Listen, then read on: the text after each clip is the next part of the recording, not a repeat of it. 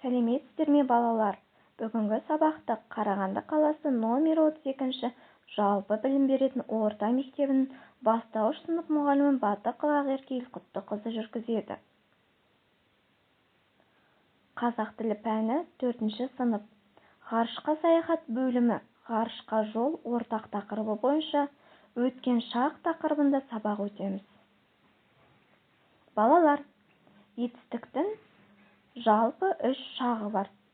Осы шақ ап, эп, па, отыр, тұр, жүр, жатыр деген жұрнақтар мен қосымша сөздерден құралған. Өткен шақ ап, эп, па, да, де, та, ті, ған, ген, қан, кен, атын, етін, еді, екен деген жұрнақтар мен қосымша сөздерден құралған. Келер шақ мақ, мек, бақ, бек, пақ, пек, шы, ші, еді, емес деген жұрнақтар мен қосымша сөздерден құралған. Ал енді балалар, оқулықпен жұмыс жасайық.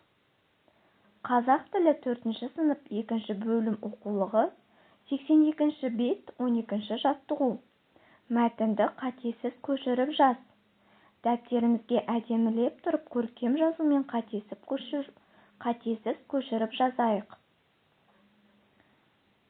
Көшіріп болғаннан кейін етістіктерді тауып, қашан болған істі білдіретінін, қай жақта тұрғанын белгілеп қояйық.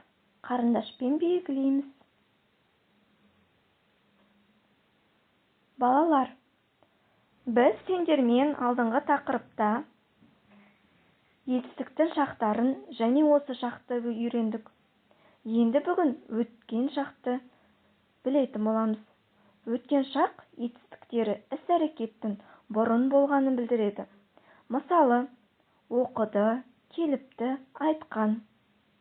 Өткен шақ етістіктері не істедім, не істедің, не істеді деген сұрақтарға жауап береді.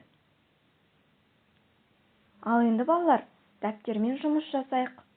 Осы шаққа 2 сөйлем және өткен шаққа 2 сөйлем келтірейік. Дәптерімізге осы шақ пен өткен шаққа 2 сөйлемнен мысал келтіріп жазып қояйық. Сонымен балалар, сабағымыз аяқталды. Білім шыны кері байланыс әдісі арқылы бүгінгі сабақты қай деңгейде түсінгенімізді дәптер соңына жазып қояйық. Назарларыңызға рахмет.